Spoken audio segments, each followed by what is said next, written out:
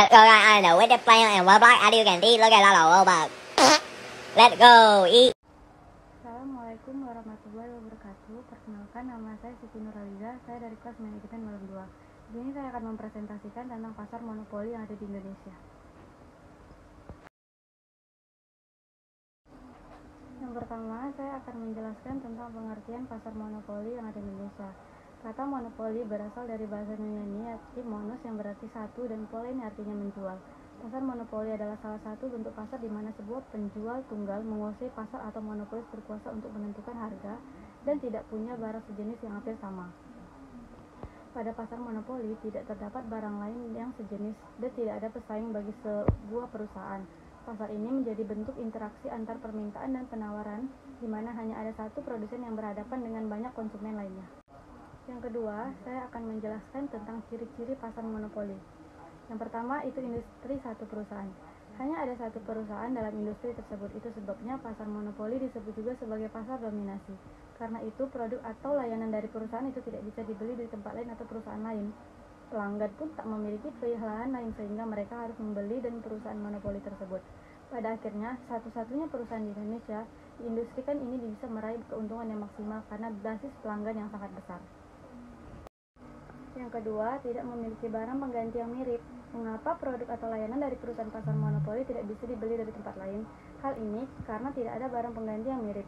Barang yang dijual merupakan satu-satunya yang ada di pasaran. Pasarnya, tidak ada perusahaan lain yang menjual barang serupa atau bahkan yang mirip untuk menggantikan barang tersebut. Jadi, pelanggan hanya memiliki satu pilihan jika ingin membeli barang. Yang ketiga, sulit bagi perusahaan lain untuk menjadi pesaing. Karena suatu perusahaan sudah mendominasi keseluruhan pasar, maka akan sangat sulit bagi perusahaan lain untuk menjadi kompetitornya. Yang keempat, yaitu dapat mempengaruhi penentuan harga. Hal ini karena perusahaan monopoli merupakan satu-satunya penjual dalam pasar, maka penentuan harga dapat dikuasainya. Jadi, tak heran apabila perusahaan monopoli disebut sebagai price setter yang memiliki kekuasaan untuk menentukan harga jual secara penuh. Yang kelima, promosi dalam bentuk iklan yang dibutuhkan. Tidak perlu membutuhkan promosi atau iklan, sebab perusahaan tersebut merupakan yang ada beberapa jenis pasar monopoli yang ada di Indonesia. Yang pertama, PT Perusahaan PLN sebagai penyedia listrik. Yang kedua, PT Pertamina sebagai penyedia bahan bakar. Yang ketiga, PT Kereta Api Indonesia sebagai penyedia layanan transportasi kegiatan kereta api.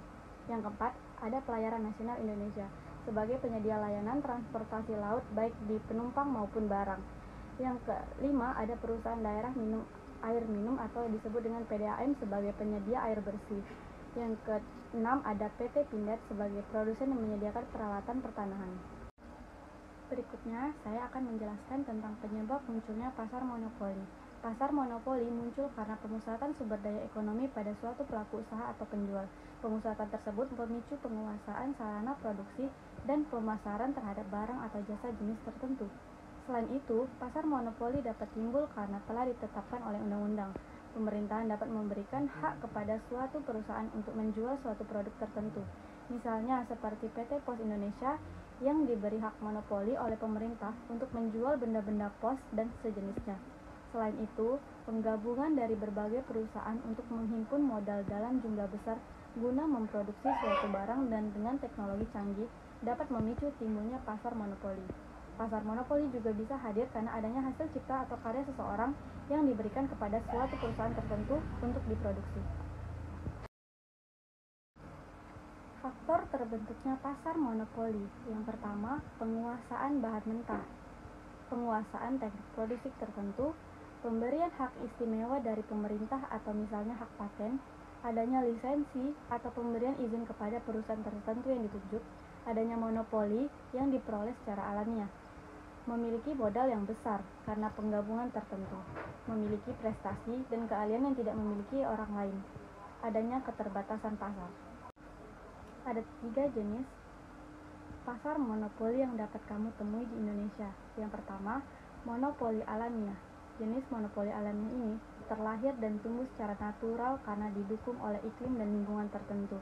Misalnya, karena cakupan pasarnya terlalu kecil sehingga hanya bisa mengkomodasi atau satu penjual saja. Monopoli alamiah juga bisa terjadi apabila potensi keuntungannya tidak terlalu besar, jika hanya ada satu perusahaan yang tertarik untuk menjual produk atau layanan tersebut. Yang kedua, ada monopoli legal. Monopoli legal berdasarkan ketentuan hukum yang berlaku. Hal ini ditetapkan oleh pemerintah sehingga telah diatur bahwa hanya ada satu perusahaan yang boleh menguasai hajat hidup orang banyak. Yang ketiga, ada monopoli lokal regional. Monopoli lokal regional merupakan jenis perusahaan monopoli yang hanya memasarkan produk atau layanan secara terbatas, mencakup area tertentu saja. Berikutnya, kita akan membahas tentang kelebihan pasar monopoli.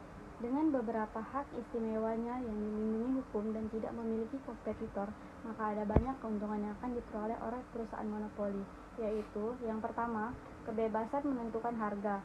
Karena perusahaan monopoli tidak memiliki pesaing industri, maka mereka lebih bebas dalam menentukan harga jual untuk pelanggan, baik itu harga rendah ataupun harga yang tinggi sekalipun. Berapapun harga jual yang ditetapkan, mereka akan tetap kehilangan pelanggan, sebab tidak ada perusahaan lain yang mampu memproduksi barang serupa. Yang kedua, yaitu menjaga kestabilan siklus ekonomi. Dapat menjaga kestabilan siklus ekonomi, kembali lagi kepada perusahaan merupakan satu-satunya yang ada di industri. Lain halnya jika ada banyak perusahaan lain dalam satu industri. Adanya produk atau jasa serupa yang ditawarkan kepada pelanggan justru bisa membuat siklus ekonomi menjadi tidak stabil. Berikutnya, saya akan menjelaskan tentang kekurangan pasar monopoli. Yang pertama, perusahaan bisa bertindak sewenang-wenang. Monopoli, karena pasar dikuasai oleh seorang penjual dapat memberi peluang bagi perusahaan tersebut bertindak sewenang-wenangnya, sehingga akan merugikan konsumen karena tidak terpantau oleh pemerintah. Yang kedua, perusahaan tidak memberi layanan dengan optimal. Adanya kemungkinan perusahaan tidak memberi layanan dengan optimal dan efisiensi karena perusahaan dapat mengurangi maupun menetapkan harga jual. Bahkan, perusahaan tersebut mampu memanipulasi kelangkaan produk. Yang ketiga, munculnya ketidakadilan atau diskriminasi. Salah satu kekurangan dari pasar monopoli adalah ketidakadilan dari produsen atau penjual terhadap konsumen atau pembeli. Kondisi ini terjadi karena kekuatan produsen yang bersifat mutlak.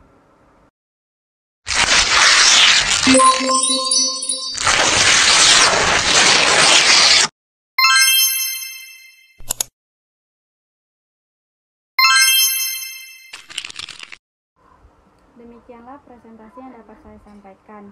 Berikutnya adalah presentasi yang akan teman saya sampaikan tentang pasar persaingan sempurna. Terima kasih. Assalamualaikum warahmatullahi wabarakatuh. Saya Richandra. Dengan ini menjelaskan tentang persaingan sempurna.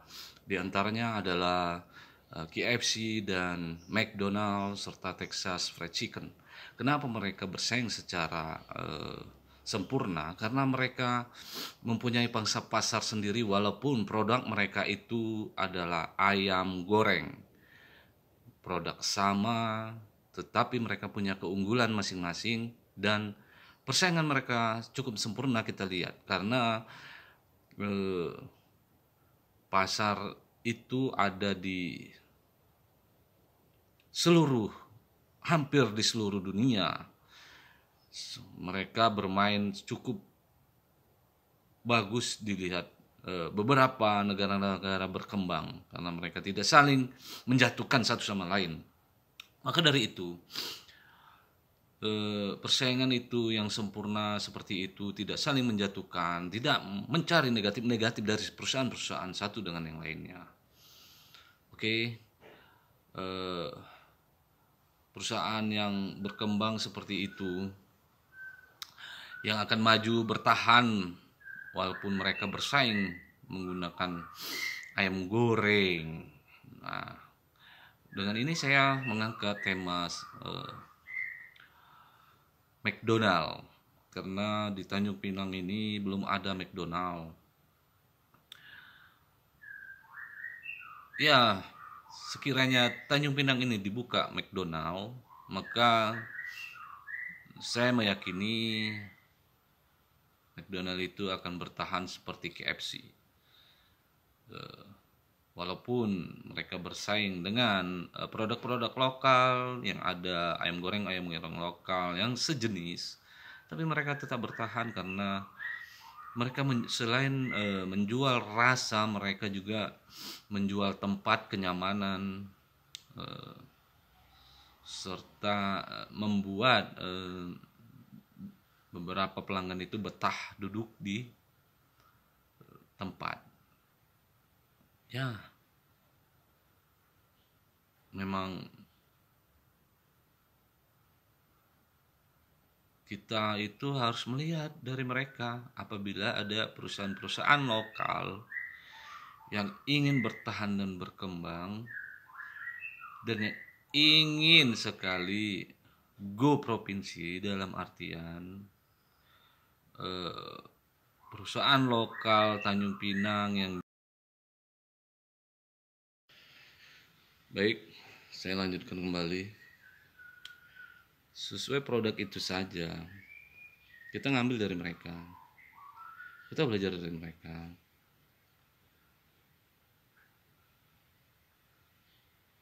Artinya apa? Selain strategi, kita belajar dari kemasan. Jika produk lokal kita itu ingin ekspansi, produk lokal yang kita ada seperti kuliner, misalkan otak-otak atau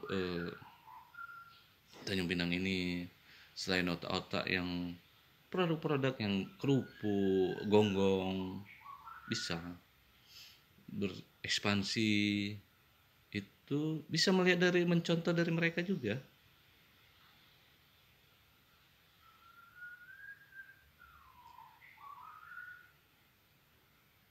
Dalam artian kita mencontohnya itu sesuai standarisasi kita, yaitu bagaimana kemasan mereka, bagaimana higienisnya mereka, bagaimana mereka itu menjaga rasa agar tidak ada rasa basi, tidak ada rasa apek. Ya namanya juga kuliner, kita harus mengutamakan rasa. Rasa itu bisa dikatakan rasa segar. Ya, rasa segarnya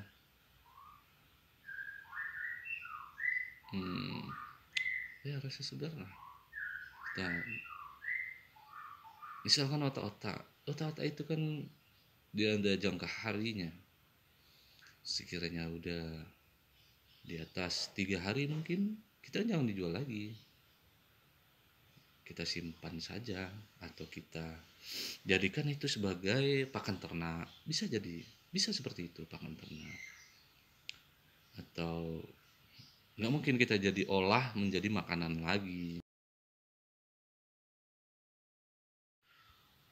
Oke, kita kembali lagi ke persaingan sempurna di antara McDonald, KFC, Texas Burger King, Ritz. Ya itu, mereka walaupun produk sama, tapi mereka sempurna persaingannya, karena mereka berpikir bersaing itu secara kualitas yang diperjualbelikan. Jika dari bahan baku, mereka sebelum buka mereka sudah melihat. Misalkan mereka sebelum buka cabang, mereka sudah melihat bahan bakunya itu ada di mana, pemasoknya siapa. Jadi tidak ada saling mematikan di antara bahan baku. Dan mereka lihat juga, walaupun di satu mall misalkan ada KFC, ada McDonald, kita lihat di kota-kota besar, Jakarta misalkan, Bandung, ya yang ada di Surabaya, kita lihat ada satu mall, di situ ada KFC, ada McDonald. Mereka tidak ada yang saling, kalau kita lihat mereka tidak ada saling menjatuhkan dari segi promosi, dari segi apapun itu. Ya jika persaingan harga, mereka pun tahu standar harga operasionalnya yang harus dijual itu berapa. Jadi tidak hanya subsidi silang, dalam artian yang item ayam harganya dinaikkan. Ya misalkan di harga ayam itu, satu item ayam itu keuntungannya 15.000, sedangkan di